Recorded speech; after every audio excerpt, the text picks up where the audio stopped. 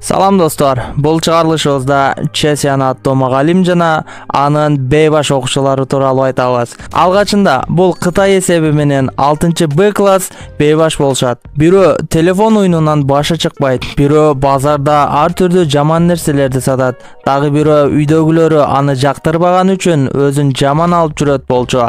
Бирок деген менен алардын баары үй бүлөлөрүнө байланыштуу тартиптери бузулганын жашырышпайт. Бул класска мурдакы аскер Чесиан мугалим болуп келет. Анын атын кыргызчалап Чаке деп коелу. Чаке алгачкы класска киргенде окуучулары аны укпай, кудум көчөдөгү сыяктуу билгенин жасап отурушкан. Баарын көңүлүн өзүнө бурдуруу үчүн жеке-жеке окуучулардын жасап жаткан нерселерине кошулуп туура эмес жактарын түшүндүрдү. Ошодон кийин класстын баары аны бир аз угумуш болду. Бул учурда ар жылы Билим министрлиги жагынан мектепке грант бөлүнө турган. Бирок бул ар жылгы бүтүрчүлөрдүн ОРТдан жогору балл алыштарына байланыштуу эле. Мындай бейбаш класс жогору балл алыш мындай турсун, мугалимдердин өздөрүнүн бездирүү максатында ар кандай тузак коюшат. Бирок Чаке шамдагайлыгы менен оңой эле кутулат. Караса класстын сабак окугусу жок. Анда ал 2 суроо берем, ким туура жооп берсе, сабактан бошотом дейт. Класстын баары активный катышат, анткени сабактан баары бошотулгусу келчү. Суроо мындайча эле: тамекинин курамында эмне бар? Жана экинчи суроо кандай жасалган? Биринчи суроого туура жооп берип, бир окуучу сабактан бошотулат. Экинчи суроого эч ким жооп бере албайт. Акыры агайы өзү жооп берип, тамекинин канчалык зыян экенин жана бул чоң бизнес экенин айтып түшүндүрөт. Окуучулар Чакенин түшүндүргөнүнө таң калышып, сабакка көңүл бура башташат. Переменада болсо башка класстын балдары аларга тийишкен үчүн мушташа кетишет. Директор болсо аларды окуудан чыгарууга буйрук чыгарат. Анткени мындай бейбаш класстан жогору балл алыш мындай турсун алардан оңой кутулуунун дагы бир жолу болчу. Бирок Чаке ортого түшүп аларды сактап калат. Директор алардан пайда жок деп ойлогону менен мугалим аларды адам кылууга аракет жасай берди. Аларды бул жолдон кайтаруу, билимге ынтасын ачуу үчүн Чаке 6-Бнын ар биринин жеке өмүр баянын окуп, эмнеге кызыгышат, жеке үйрөнүп чыгат. Ар биринин тилин табуу үчүн жеке-жеке окуучуларын үйрөнүп, алардын үй бүлөлүк абалын да үйрөнөт. Бирок өткөн уруштан кийин бир окуучу сабакка келбей чайканалардын биринде официант болуп иштеп жаткан эле. Жөн эле иштеп койбой, бир чоң бир мафиянын ширинкесин урдап алган үчүн таяк жейт. Бул учурда дагы бир окуучусу атасынан концертке билет урдаган үчүн качып жүргөн эле. Чаке аны куткарып калат жана ырдаганы кызыккан бул окуучусу менен көчөдө ырдашат.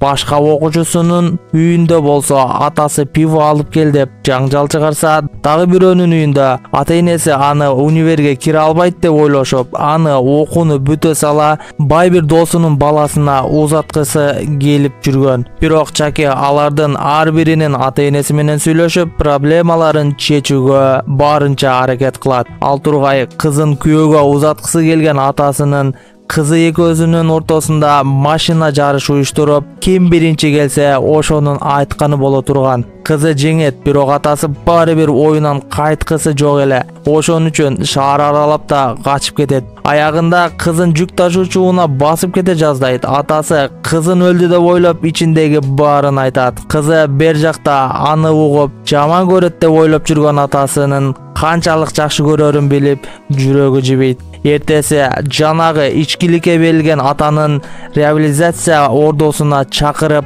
балдарынын жана бир аз досторун кошуп, окуучулар менен сүйлөшүп өткөзөт. Ал жерден да балдары менен атасынын мамилеси бир аз оңолот. Акыркысы жанагы кафеде иштеп жаткан баласы эле. Ал кафеде иштегенин токтотпойт. Ал жалгыз чоң энеси менен жашайт эле. Чаке чоң энеси менен да жолугат. Чоң энесинин абалы анча жакшы эмес экенин көрүп туруп, ага чындыкты айтпайт жана небересинин окууда жакшы деп мактап кетет. небересине болсо мафия башчысы башка бир мушкердин ичимдигине бир нерсе кошуп берүүсүн айтат. Ал буну жасайт, бирок анын тренер болсо аны байкап алып, жанагы окуучуну кыйнашат. Чаке чоң энесинен окуучусу кай жерде иштерин билип, окуучусун кыдырып келет. Бирок аны бир шкафка тыгып коюшканын билип, ал жердеги бардык мушкерлер менен мушташып, жада калса чемпион мушкер менен да мушташып, акыры окуучусун куткарып кетет. Окуучусу баарын түшүнүп, каталарын оңдогусу келет. Чаке болсо ага энеңе жардам берип, эртеси сабакка кечикпей кел деп айтат.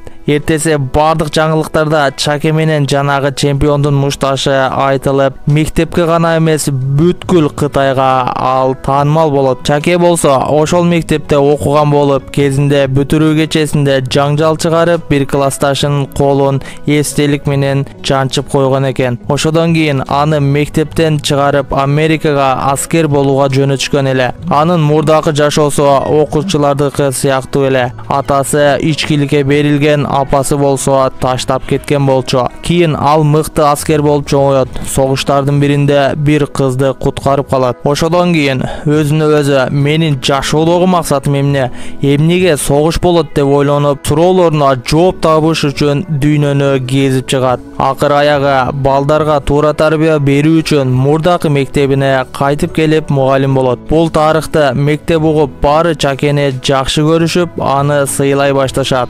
Окуучулары да сабакка кызыгып, баары жакшы окуп кетишет. Жакында оверти тест боло турганы үчүн катуу даярдыктар башталат. Ал эле эмес, мугалимдер да Чакеден сабакка кантип кызыктырсам болот деп андан кеңеш сурай башташат. Мурдакы бузуку класс кантип универге түшсөм, кандай универге түшсөм, кандай адам болсом деген суроо коюшуп, ойлоно баштаган болчу. Пробный тесттерден баары жайлап жогору балл ала башташты. Бирок бир окуучусунун оюн бир жерге жыйнай албоо оорусу бар болчу. Канчалык көп окуп даярданса деле төмөн жыйнай берчү. Ошон үчүн көңүлү чөгүп, бир күнү түнү менен окусу да эч нерсе түшүнбөгөндөн кийин менден эч нерсе чыкпайт деп ойлоп, ооруп атам деп шылтоолоп сабакка барбай, үйдө жалгыз калган кезинде өзүн 3-этаждан таштайт. Бул суицид бүткүл мектепти эмес, мамлекетти да коркуткандай болчу. Жана бул ишке жаңы келген Чакени күнөөлүү деп санашып, анын берип жаткан тарбиясы окуучуга тез таасирин тийгизи деп ойлошуп, аны иштен чыгарышат. Мектептен кетерде окуучулары аны мындайча чыгарып салышат.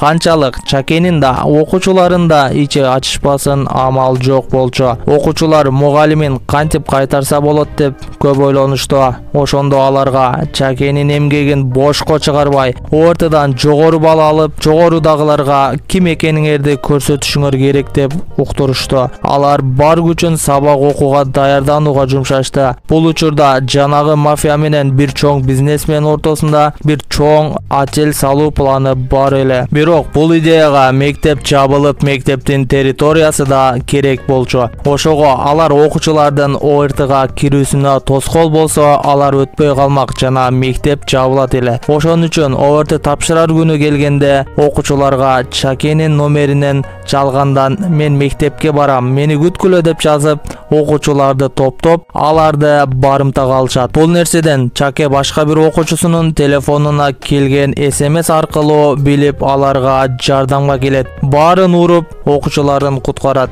жана алар тест тапшыруу үчүн кетишет. Бул учурда мафия башчысы менен бетме-бет келип, ага окуучуларды тынч коюшун айтат. Бирок ал мурда колун эстелик менен жанчып, пианино ойной албай калган классташы экен эле. Чаке бул иши үчүн өкүнгөнүн айтса да, ал өч алгысы келет. Көпкө урушуп, акыры Чаке бычак менен өз санына сайып, чын эле өкүнүчтүү экенин айтат. Мафия болсо кылгандарына өкүнөт жана мугалимди кечирет. Окуучулар ошентип тестке киришет. Достор, алар ОРТдан кандай балл алды? Универге түшө алыштыбы? Өзүн 3-этаждан таштаган баланын тагдыры эмне болду? Билүү үчүн биздин каналга катталып кетиңиз. Эгер бизге катталсаңыз, видеонун уландысын көрө аласыз.